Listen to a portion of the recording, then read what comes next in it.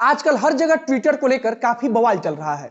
कुछ दिन पहले तक अमेरिका में बवाल चल रहा था, तो अब भारत में विदेशी सेलिब्रिटीज के ट्वीट से भारत में जो हंगामा खड़ा हुआ है, अब वो जांच की राह पर चल पड़ा है। महाराष्ट्र सरकार ने अब लता मंगेशकर से लेकर सचिन तेंदुलकर, अक्षय कुमार तक के ट्वीट्स के जांच के आदेश दे चुकी है। दूसरी तरफ प्रधानमंत्री मोदी ने राज्यसभा में किसान आंदोलन को लेकर कहा कि एमएसपी था, है और रहेगा। वहीं उत्तराखंड में आई दैवीय आपदा के बाद अब कुछ रिपोर्ट में दावा किया जा रहा है कि ग्लेशियर नहीं टूटा था बल्कि भूस्खलन हुआ था। इसके अलावा वहां चल रहे परियोजना को लेकर तमाम तरह के सवाल उठाए जा रहे हैं। सबसे आखिरी में बात करेंगे कि आखिर सर्वोच्च न्यायालय ने क्यों एक याचिका पर नाराज होकर जुर्माना लगाने तक की बात कह डाली। नमस्कार, मेरा नाम है मोहित कुमार सिंह और आप देख रहे हैं जनता जंक्शन का विशेष कार्यक्रम जनता जंक्शन शो। सबसे पहले बात करेंगे कि महाराष्ट्र सरकार ने भारतीय सितारों और बड़े हस्तियों के ट्वीट्स को लेकर क्या कुछ कहा है। महाराष्ट्र सरकार ने इस बात की जांच का आदेश दिया है कि जिन सितारों और हस्तियों ने विदेशी सेलिब्रिटीज के ट्वीट के बाद ट्वीट किया, वे कहीं सरकार के दबाव में तो ऐसा नहीं कर रहे थे।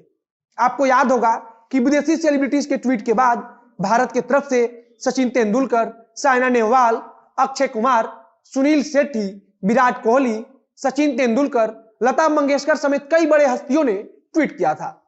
अब महाराष्ट्र सरकार का कहना है कि इन सारे बड़े सितारों ने जो ट्वीट किया, उन सब का पैटर्न एक जैसा ही है। महाराष्ट्र सरकार में गृह मंत्री अनिल देशमुख ने कहा है कि विदेशी पॉप स्टार रिहाना के ट्वीट के बाद लता मंगेशकर, अक्षय कुमार, विराट कोहली, सचिन तेंदुलकर समेत कई दिग्गजों ने जो ट्वीट किया था, उसके पैटर्न एक जैसे ही लगते हैं। खासकर साइना नेहवाल और हिंदी फिल्मों के सितारे अक्षय कुमार के ट्वीट तो एक जैसे ही थे। अजय देवगन से लेकर कई अन्य सितारे ने जो ट्वीट किए थे, उनमें कुछ हैशटैग्स कॉमन थे, जैसे इंडिया टुगेदर और इंडिया अगेंस्ट प्रोपेगेंडा। कांग्रेस के प्रतिनिधि मंडल ने आज महाराष्ट्र के गृह मंत्री अनिल देशमुख से ऑनलाइन मीटिंग की और उनसे अपील किया कि इन ट्वीट्स की जांच कराई जाए। सुनील शेट्टी ने जो ट्वीट किया था, उसमें तो उन्होंने भाजपा के एक नेता को टैग भी किया था।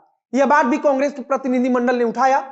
कांग्रेस की तरफ से कहा गया कि इन सितारों के टाइमिंग को देखकर ऐसा लग रहा है कि यह सब कुछ केंद्र की मोदी सरकार के दबाव में आकर ऐसा किया गया है। अब अनिल देशमुख इनसे शिकायत के बाद जांच का आदेश दे चुके हैं। अब महाराष्ट्र सरकार जांच कराएगी कि आखिर इन सितारों के ट्वीट के पीछे किसी का हाथ तो नहीं है, केंद्र सरकार का कहीं दबाव तो नहीं है। महाराष्ट्र के गृह मंत्री अनिल देशमुख ने कहा कि इंटेलिजेंस विभाग इसकी जांच करेगा। लता मंगेशकर और सचिन तेंदुलकर, दो भारत रत्न से सम्मानित विभूति भी इसमें शामिल है। खैर, अब इसको लेकर एक बार फिर से राजनीति में बवाल मचना लगभग तय माना जा रहा है।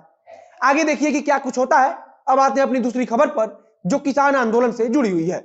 आज प्रधानमंत्री मोदी ने सदन में चर्चा करते हुए कहा कि एमएसपी था, एमएसपी अभी भी है और एमएसपी आगे भी जारी रहेगी। प्रधानमंत्री मोदी ने कहा कि सदन में सिर्फ आंदोलन को लेकर चर्चा हुई है, इस बात पर कोई चर्चा तो हुई ही नहीं कि सुधार कैसे लाया जा सकता है। प्रधानमंत्री ने कहा कि गालियों को हमारे खाते में जाने दो, लेकिन सुधारों को तो आगे बढ़ने दो। प्रधानमंत्री मोदी ने सदन में लाल बहादुर शास्त्री का जिक्र करते हुए कहा कि जब उन्होंने कृषि सुधारों को लाया था तो उन्हें भी विरोध झेलना पड़ा था। उन्होंने कहा कि जो लेफ्ट वाले उस समय कांग्रेसियों को अमेरिका का एजेंट बताते थे, वे आज मुझे गाली दे रहे हैं। प्रधानमंत्री नरेंद्र मोदी ने पूर्व प्रधानमंत्री डॉक्टर मनमोहन सिंह का एक बयान भी पढ़ा और कहा कि जो मनमोहन सिंह ने कहा था, आज नरेंद्र मोदी उसे ही कर रहे हैं।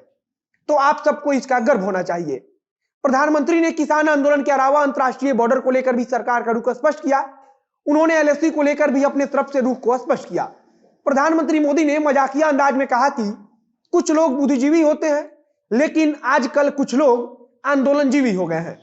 देश में कहीं भी कुछ भी होता है तो वे लोग वहां पहुंच जाते हैं।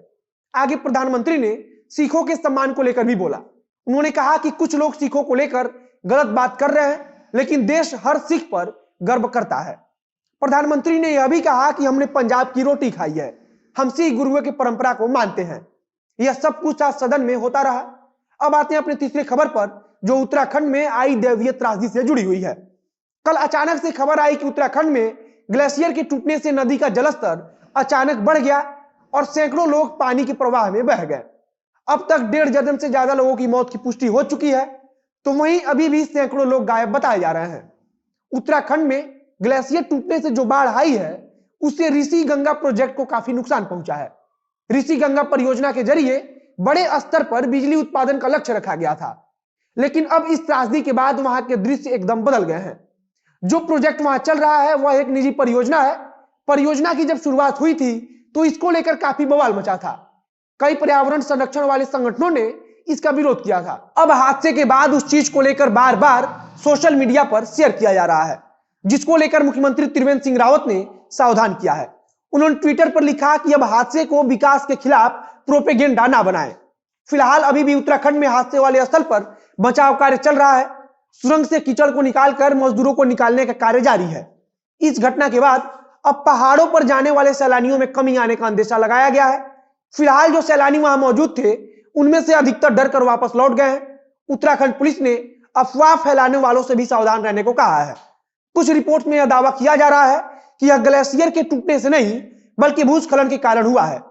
सैटेलाइट तस्वीरों के आधार पर यह दावा किया गया है कि ग्लेशियर का एक टुकड़ा टूटकर पहाड़ पर गिरा, जिसके कारण वहां भूस्खलन जैसी स्थिति पैदा हुई और इसी के कारण बाढ़ आ गया। अब आते हैं अपने अंतिम और चौथे खबर पर। सर्वोच्च न्यायालय में अपराध का हवाला देकर एक याचिका दायर किया गया था, जिसमें कहा गया था कि उत्तर प्रदेश सरकार को बर्खास्त कर दिया जाए। सर्वोच्च न्यायालय ने इस पर सुनवाई करते हुए कड़े शब्दों में कहा कि याचिकाकर्ता का इससे कुछ संबंध भी नहीं है और यह याचिका बिना किसी रिसर्च के दाखिल कर दी गई है। तमिलनाडु से ताल्लुक रखने वाले एक वकील ने उत्तर प्रदेश के योगी सरकार को बर्खास्त करने की याचिका दायर करते हुए कहा था कि उत्तर प्रदेश अपराध का केंद्र है। चीफ जस्टिस वाली बेंच ने जब अन्य राज्यों के बारे में पूछा तो याचिकाकर्ता ने कहा कि भारत के टोटल अपराध का 30% यूपी में होता है। अदालत ने पूछा कि आपने इस मामले को क्यों दायर किया है, इससे आपका कौन सा मौलिक अधिकार प्रभावित हो रहा है। इस पर याचिकाकर्ता ने जवाब दिया कि मैं भारत का नागरिक हूं और इसी नाते मैंने याचिका दायर किया है। इसके बाद सर्वोच्च न्यायालय ने कड़े शब्दों में कहा कि बेकार के याचिका और बिना रिसर्च के याचिका दायर कर कोर्ट का समय बर्बाद ना करें। आगे सर्वोच्च न्यायालय ने कहा कि अगर इस मामले पर और बहस हुई तो अदालत की तरफ से आप पर हर्जाना भी लगाया जाएगा। आज के जनता जंक्शन शो में बस इतना ही। वीडियो अच्छा लगा तो शेयर कीजिए, फेसबुक पर देख रहे हैं तो पेज को लाइक कीजिए, यूट्यूब पर देख रहे हैं तो चैनल को सब्सक्राइब कीजिए। मिलते हैं फिर बहुत जल्द अगले वीडियो में। कैमरे के पीछे खड़े हैं वरुण झा और मैं मोहित कुमार सिंह। धन्यवाद।